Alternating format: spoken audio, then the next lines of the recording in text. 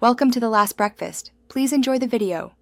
Press Menu on the iDrive controller to open the main screen and select Settings. That is the gateway to vehicle configuration. Choose Time/Date from Settings to view automatic and manual options, and note whether automatic time is set via GPS or network.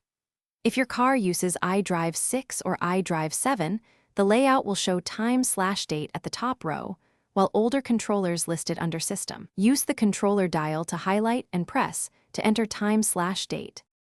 Deactivate automatic time if you need to set the time manually or adjust daylight saving.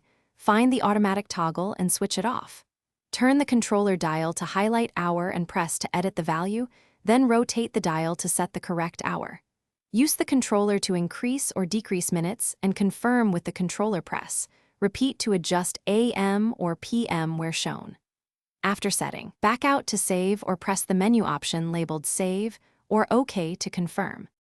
Select Time Zone from Time/Date and choose the city or UTC offset for proper alignment with local time.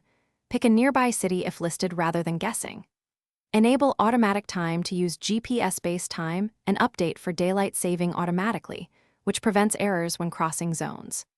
If GPS time is unavailable, manually set UTC offset, such as UTC plus 0100 for accuracy, and confirm daylight saving shift by toggling daylight saving. Thanks for watching. If this was helpful, leave a like and consider subscribing. See you next time.